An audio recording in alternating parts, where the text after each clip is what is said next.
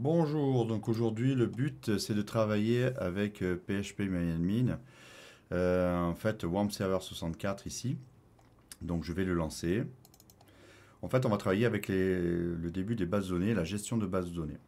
Donc là on a lancé le gestionnaire de bases de données et je vais aller en bas à droite ici et je vais avoir un W. Si jamais ce W est en orange ou en rouge, ça veut dire qu'il y a un problème de lancement des serveurs et donc il faut remédier à cela pour l'avoir en vert. Tout dépend de la version, etc., etc.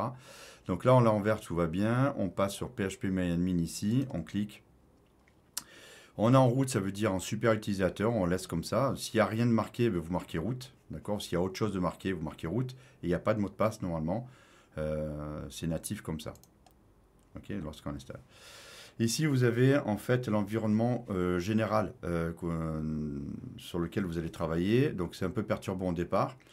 Ce qu'il faut retenir, c'est que cet environnement va évoluer en fonction d'où vous allez vous placer. Ici, on est sur la petite maison qui est en haut à gauche, ici. On est voilà, sur la maison. C'est l'accueil.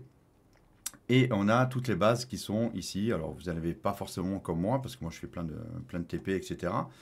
Là, ici, on a un certain menu aussi, des onglets avec compte utilisateur, base de données, etc. Si je clique sur adhérent en bas, la dernière base de données, je vais avoir ici un menu qui va changer ici, notamment en partie, et on voit toutes les tables qu'il y a là-dedans. Donc, le but, c'est de bien se repérer, de manière à pouvoir après bien travailler aussi, et pas se mélanger les pinceaux. Donc, on est ici sur l'accueil, je reviens, et on va cliquer sur base de données ici, là. Et on va cliquer ici, base de données. Donc, création d'une base de données. On a toutes les autres bases de données. Si on veut l'enlever, la base de données, on cliquera dessus et on fera supprimer, mais ce n'est pas le cas parce qu'on ne l'a pas créé de toute façon. Et ici, je vais créer une base de données qui s'appelle exposition. Bon, elle a déjà été créée parce que j'ai déjà fait le TP avant, j'ai répété. Donc, il y a des choses qui sont déjà pré-enregistrées. Il garde en mémoire en fait ce qu'on a fait avant. Mais vous ne l'avez pas forcément. Vous tapez donc exposition, peu importe le nom, s'il est majuscule ou minuscule, c'est pas grave. Ici, je vais choisir la codification de mes caractères à l'intérieur de la base de données et je vais en UTF-8 Unicode CI et je fais créer. C'est fait. Donc ici, exposition apparaît ici. Ça veut dire que vous avez bien une exposition ici. Donc là-dedans, en fait, lui, il va lister à chaque fois, vous avez un plus ici, et là, il n'y a pas de plus parce qu'en fait, il n'y a pas de nouvelles tables. À l'intérieur, ça s'appelle des tables. Et, il y a un langage spécifique selon le modèle. Là, on est dans le modèle physique de données. Donc on a des tables et des champs. Dans le modèle relationnel, c'est encore d'autres termes, avec des relations, etc. Des TIplay, etc. Donc ici, qu'est-ce qu'on va faire? On va taper le nom, on va faire équipement, d'accord, qui va me permettre de gérer les différents équipements pour les expositions, etc. Et le nombre de colonnes. Alors en fait, on va reprendre le modèle relationnel en partie, bien sûr. On a l'équipement ici, d'accord? C'est la relation, mais qui est devenue une table ici, avec l'identifiant, la clé unique. On va le voir juste après. Le nom de l'équipement, la désignation, la quantité de l'équipement. La quantité, ça veut dire en stock. Et, combien on en a de disponible pour la location, d'accord? Ça veut dire combien on place location. Le coût de l'équipement, c'est combien ça va coûter à la demi-journée ou à la journée. Et ici, on a ID type qui est une clé étrangère parce qu'elle appartient à la table qui est en dessous, qui s'appelle type. Vous avez vu que une similitude entre ID type ici et ID type là. Parce qu'en fait, un équipement peut appartenir soit il est numérique, soit il est au niveau du meuble, ça peut être une chaise, une table, etc., des étagères, etc., soit ça va être de la décoration. Donc on a trois types d'équipements, et forcément, il va appartenir à une de ces trois familles, une de ces trois types. Okay. Donc ça, c'est important à savoir. Donc ici, qu'est-ce qu'on va faire? On va compter déjà le nombre d'équipements. Il a 1, 2, 3, 4, 5, 6 colonnes, ou 6 champs, pour ceux qui... Voilà. Donc on est à 4 ici, on met 5 et 6. Et OK, on exécute. Je clique sur exécuter à droite. Ça y est, c'est fait. Tout est en blanc. Alors, moi, apparemment, il mémorise, donc il va me proposer quelque chose, mais vous êtes obligé de tout taper, d'accord? Donc ici, moi, j'ai ID équipement, et du coup, il me propose. Pas tout, parce que tout à l'heure, je me suis planté. J'ai fait une capsule, mais ça s'est planté parce que, notamment, ici, on a le type c'est important, c'est-à-dire soit c'est du numérique, du caractère, etc. Donc là, on est en integer, c'est pas du varchar, du texte, etc., des formats date. Donc on va reprendre tout ça. Donc là, c'est la clé primaire. Elle est en integer, c'est-à-dire c'est du numérique, donc on n'a pas besoin de l'interclassement. On ne met pas l'interclassement. Et si vous voulez, et ce n'est pas le cas, bon, nous, on va mettre ici, moi, je vais mettre un primary, d'accord? Ici, il me propose quelque chose, d'accord? C'est primary key, je fais exécuter. Et là, je ne vais pas remplir ça, c'est-à-dire, et je vais monter la souris au-dessus. Est-ce que je veux un auto-incrémente? Souvent, on met des auto-incrémentes, d'accord? Souvent. On pourrait après modifier et le rajouter si on a déjà commencé comme ça en auto-incrémente, d'accord? Le nom d'équipement, on a un nom court et un nom long. En fait, c'est un peu ça. Le nom court ici, eh ben, il n'est pas en integer, il va être en varchar. Ça veut dire qu'on va pouvoir y mettre du caractère, du numérique, etc.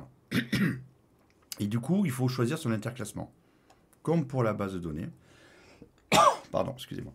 Comme pour la base de données, on met l'interclassement, on est TF8, on descend, on descend, on descend, on descend. Ici. Et voilà. C'est tout, d'accord? Ici, on va lui mettre... Alors ça, nul, c'est pour savoir si on accepte le nul ou pas. Ça veut dire, est-ce qu'on accepte que l'enregistrement soit vide, ce champ soit vide ou pas? On n'accepte pas qu'il soit vide. Il faut forcément qu'il y ait un enregistrement complet, comme ça, c'est mieux pour après rechercher les enregistrements. Mais on peut accepter qu'il soit vide. Alors là, 500, ben, ça n'acceptera pas, donc 250, il va me jeter sinon. Ici, on est encore à varchar aussi. Et pareil, la même chose. Quand c'est un integer, on n'a pas besoin. Hein, c'est un numérique, donc il n'y a pas besoin de caractères spécifiques. Alors, je vais refaire ici. Et ma souris était déplacée. Donc on descend jusqu'à TF8. Hein. Après, comment c'est rangé, ça c'est encore là. Ouais, c'est pas notre souci. Quantité, ben, c'est la quantité qu'il y a en stock. Parce qu'on va louer le matériel pour les exposants. Et le coût unitaire, donc c'est le coût à la demi-journée ou à la journée. Donc ça va être 50 €, 20 €, 30 €, 15 €. Integer. On aurait pu mettre un coût en décimal, mais bon, aujourd'hui, on est magnanime, on fait des chiffres ronds, donc voilà. Et des types, on garde bien le format, parce qu'après, on va créer donc, la table type. Et on fait enregistrer. On a notre table. Ici, on a ici les champs, et on voit la petite clé jaune qui dit que ça, c'est une clé primaire, d'accord? On a la table. Bon, ben, qu'est-ce qu'on fait? On est ici, du coup, c'est apparu dans l'exposition. On a bien une table, équipement. On peut faire une nouvelle table. Cette table, on va l'appeler, ici, on va l'appeler type. Donc là, il me le pré-remplit, mais en fait, c'est à vous à le taper, ça. Donc, id type, ici, en integer, d'accord? Et de 2, on est d'accord? Et le libellé type, surtout pas en integer, mais en varchar. Et on va marquer, mettons, 100, parce que maximum. Et par contre, ce que je n'ai pas mis là, c'est aller à droite et dans index, ben, mettre un primary. On fait OK. Donc là, je suis allé dans... Alors, je vais revenir dessus, hein, d'accord? Je suis allé ici, hein, dans index, et je l'ai mis en primary key. Ça veut dire en clé primaire. OK? Ce qui était une clé étrangère dans notre table. Et je fais exécuter parce que j'ai que 2 champs et c'est pas... Voilà, quoi. On fait enregistrer. OK. Donc voilà. Donc on a bien 2 tables. On a équipement ici. OK? On voit ici qu'il commence à nous parler bizarrement. Ici, il y a Select étoile forme équipement. Ça veut dire qu'il va lister le contenu de l'équipement. Alors ça, on va le voir plus tard. C'est le langage d'interrogation de base de données, le LMD, langage manipulation de données. On a ici les en-têtes, c'est-à-dire les champs. Si on clique sur structure, il va nous remettre la structure de l'équipement. Et on voit bien qu'il est type ici. Il est bien en integer 2. Ici, et ici type, si on met la structure, il est bien en integer 2. Il faut faire attention à ça, pour que ça puisse correspondre. En fait. Maintenant, ce que je vais faire, c'est que dans type, je vais saisir mes 3 types possibles pour voir, en fait, pour démarrer la saisie de façon manuelle. Donc, qu'est-ce que je vais faire? Je vais faire insérer ici. En haut, vous voyez que le menu a changé. On va insérer. Donc, ID type, ben, on fait ici donc le 1, ici. Donc ici, ça va être numérique. Le 2, ici, il me propose, mais je m'en fous, ça va être meuble. Différents meubles. Alors oui, voilà, je me suis un peu planté. Forcément, je suis toujours en numérique. Donc là, numérique.